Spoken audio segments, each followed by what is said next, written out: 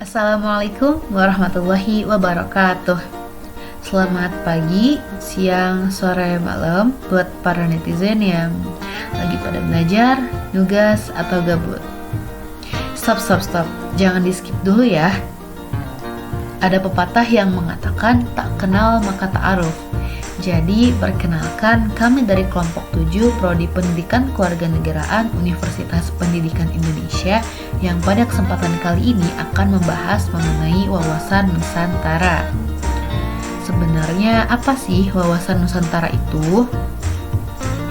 Wawasan Nusantara dapat diartikan sebagai cara pandang dan sikap bangsa Indonesia mengenai diri dan lingkungannya yang beragam dan bernilai strategis dengan mengutamakan persatuan dan kesatuan bangsa serta kesatuan wilayah dalam menyelenggarakan kehidupan bermasyarakat, berbangsa, dan bernegara untuk mencapai tujuan nasional.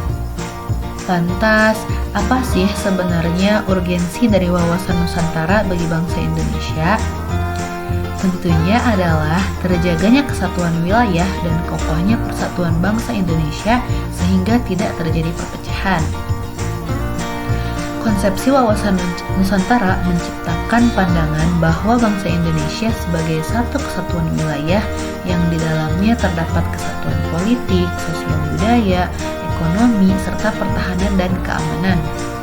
Dalam proses pembangunan di Indonesia, haruslah memperhatikan dan menjunjung berbagai keberagaman budaya Nusantara yang heterogen.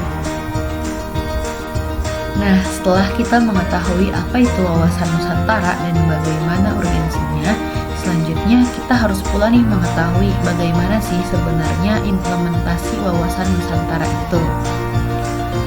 Wawasan Nusantara harus tercermin pada pola pikir, pola sikap, dan pola tindak setiap warga negara dalam berbagai aspek, baik dalam hal politik, ekonomi, sosial budaya, serta pertahanan dan keamanan. Lalu selanjutnya, apa sih manfaat dari wawasan Nusantara? Nah, manfaat dari wawasan Nusantara yang paling besar adalah dalam konteks pengakuan wilayah, di mana Nusantara sebagai tanah air Indonesia secara keseluruhan telah diakui dan diterima oleh negara-negara di dunia dan dalam berbagai kesepakatan di forum-forum internasional. Wah, keren banget ya manfaat dari wawasan Nusantara ini bagi bangsa Indonesia.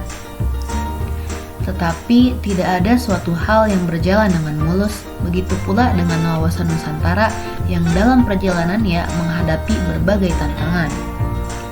Salah satunya adalah Timor Leste.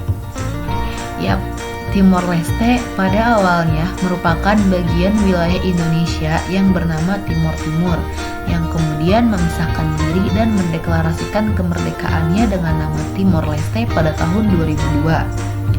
Pada saat itu, sebab utama Timor Timur memisahkan diri dari Indonesia adalah telah terjadi kesenjangan dalam hal pembangunan, kesejahteraan, serta tingkat pendidikan dengan daerah lainnya di Indonesia, yang kemudian memicu peristiwa yang tentunya merugikan bagi bangsa Indonesia. Pemerintah bersama-sama dengan warga negara hendaknya berkolaborasi dan bersinergi dengan cepat dan tanggap untuk menangani permasalahan dalam hal kesenjangan yang kemudian memunculkan perasaan ketidakadilan.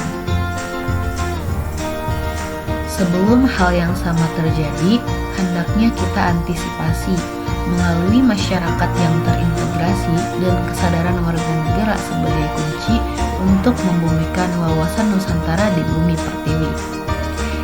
Sekian dari kami, semoga dapat dipahami dan bermanfaat. Wassalamualaikum warahmatullahi wabarakatuh.